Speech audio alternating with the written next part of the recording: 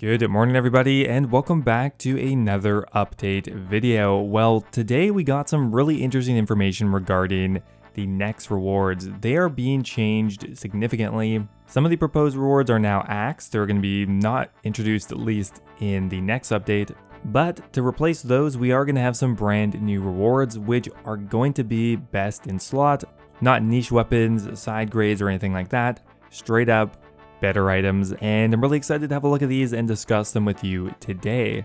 Thanks for watching. As always, if you do find these videos helpful, always appreciate a like on the video. It really does help my video get recommended. More people watch, makes me happier. The information gets out there quicker, of course. Thanks again, and let's get started. Alright, so let's just jump into this here. So we've received an updated blog for the Nex rewards. Some of the rewards have been removed, some of them have been changed, and new ones have been added. Mainly due to some strong feedback regarding some of the existing items of the new rewards is that they felt a bit underwhelming and more so niche upgrades as opposed to strong new weapons coming from what is one of the most challenging bosses in the entire game. Now they touch at the top here why they weren't keen on adding in straight best in slot upgrades, and that is of course power creep. They say, to fess up, we've been very hesitant to introduce more best in slot items, as doing so inevitably creates power creep. This can result in a number of issues, particularly the devaluation of older content. We want to avoid this at all costs. So we'd like to slow the process of power creep where possible, but we are aware that we also need to provide powerful incentives to play difficult content. So for this reason, we're making a number of changes to strike a better balance and better reward for the risks you're going to take fighting Nex. So essentially, to summarize here, for a long time, the common sentiment in the community is that power creep is bad, and that to some degree is still the case. However, that said, many players felt that the new equipment was a bit underwhelming and would provide only niche uses compared to something like the Twisted Bow or even the Dragon Hunter crossbow. Those all have very strong identities and they're really strong weapons, and the old Nex rewards seem to lack that. So what are we getting? Now the first big one here is the Torva armor set. Now this is going to be replacing Virtus. So we're not going to be getting the mage armor set.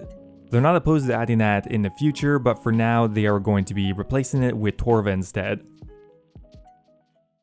Now the Torva armor set is straight up going to be an upgrade over Bandos. It's going to have both higher offensive and defensive stats, and is also going to provide a full helm, a plate body, and plate legs. So once again, these are all going to be a straight up upgrade over the next best item. For example, the Torva full helm is going to have 8 strength bonus where the need is not face guard has 6, while also being more defensive. The Torva plate body is going to have 6 strength bonus where the Bandos chestplate has 4. And finally here, the Torva plate legs will have a strength bonus of 4, where the tassets have a strength bonus of 2. So across the board, a straight up upgrade. Now that said, Jagex does want to attempt to avoid devaluing old content, and to do that, they're going to be adding in a special mechanic for this new armor drop.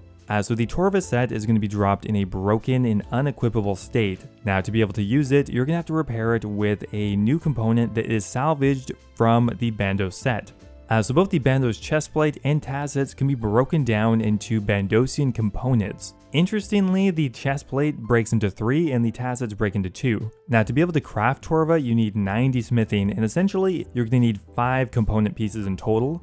1 for the helm and 2 for both the chest and plate legs. So essentially, if you dismantle 1 Bandos chestplate and 1 Bandos tassets, that is enough to make a full Torva set, so still kind of a 1-to-1 exchange. Now everything here is going to be tradable, so both the broken Torva set and the Bandosian components. So essentially, by requiring 1 Bandos set for every Torva set, that really should help prop up the value of Bandos, so it'll be adding in an additional item sync on top of what most likely will be coming from the GE tax as well. So I think combined, Jagex is hoping that that should hold the value of Bandos relatively flat. Now one thing they don't mention in the blog is what tier of armor it is. I would guess it's probably tier 80.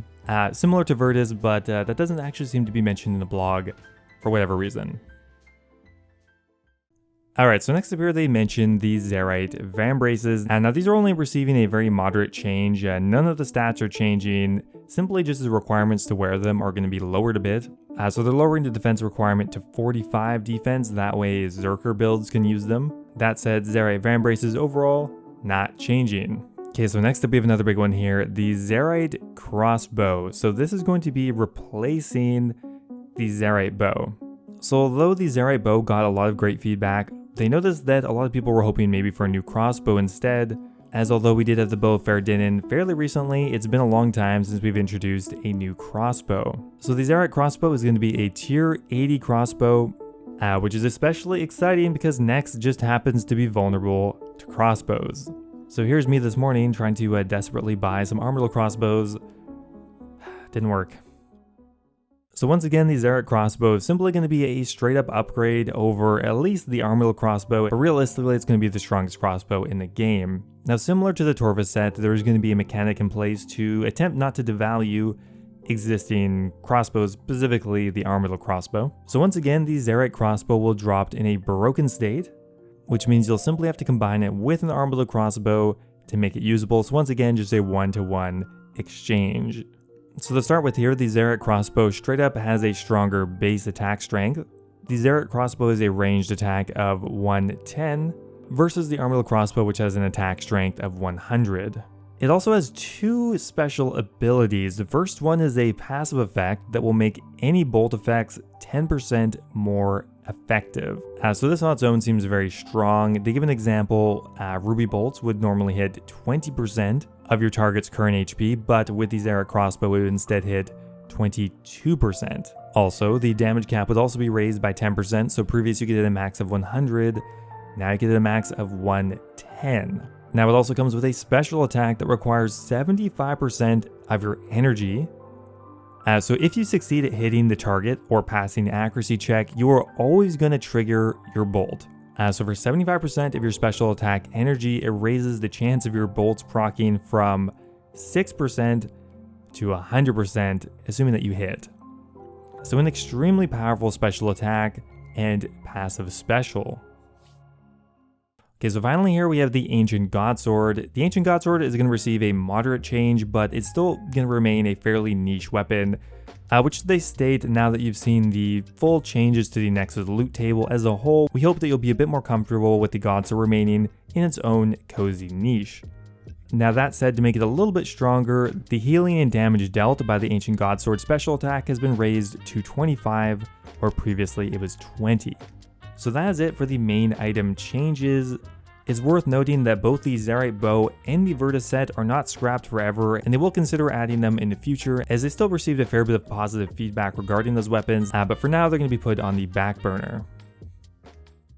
So there are a few other mechanics at the bottom they kind of clarify. First up here we have the Blood Essence. That one was left a bit ambiguous at the end of the last blog, and now essentially the Blood Essence will be something that is dropped by both Nex and some of the creatures surrounding Nex in the Ancient Prison. As far as I understand it, it will be a singular item called a Blood Essence that will occupy one of your inventory slots. And essentially, it will allow you to craft an additional 1,000 runes per Blood Essence that you get. So if you bring it with you to the Blood Altar with a full inventory of Essence, it'll have a 50% chance to create extra runes, which means you're just going to get more runes per run. Slightly less experience per hour, but not much. Once you've crafted 1,000 runes in this manner, the Blood Essence will be destroyed, or you'll drop it on the ground and lose it, or I don't know, whatever. And essentially, it'll be a new way to obtain quicker blood runes. Now, they mentioned at the bottom, this is not the only way that they're hoping to add in additional generation for blood runes, but it'll just be an interim measure until they hope to introduce a stronger way to craft runes in the future. Now, one small item that is going to tie a lot of these rewards together are Nile Shards. This is going to be a new consumable dropped by all the foes in Nex's domain, the Ancient Prison. Once again, you can crush them to make it a new potion, the Ancient Brew Potion, which essentially is going to be a stronger magic boosting potion in combination with a prayer potion. But that said, Nile Shards are also going to be required to craft a few of the items here. For example, to make the Zerite crossbow, you're going to need 250 Nile Shards on top of combining it with the armored crossbow. For some reason, you don't need it for Torva. Not really sure about that, or maybe they just didn't clarify it. But anyway, just another kind of currency consumable item related to the boss. And finally here we have ecumenical key shards, which I don't believe are changing at all. So that is it for the new rewards. Definitely more exciting, and overall just stronger rewards that I think are going to get people more excited. Obviously that is because they are best in slot. They're going to be very desirable items, but I mean Nex is theoretically going to be one of the strongest bosses in the game, much stronger than any of the other God Wars dungeon bosses, so it may be justified. So as always guys, let me know what you think of the update down below. I'm always keen to hear you guys' opinion. Thanks for watching as always, and I will see you next time. Now before I go here guys, I want to give a giant thank you to all of my members over on YouTube. Thank you so much to Sejuani's Flail, The Hybrid, Ocelot, and Kush Patel for all being subscribed at the Dragon tier. You guys are awesome. Thank you guys so much as always. Also another giant shout out to Mexos, Bastich, MDM001, and Yo-Yo Sub 89 for being subscribed at the Runite tier. Thanks a lot guys. As always, if you guys are looking for another way to support the channel, becoming a YouTube member is an awesome way to do so. Get immortalized in all of my future videos, get a custom role in my Discord server, and get access to my video release schedule. Thanks again guys, and I'll see you next time.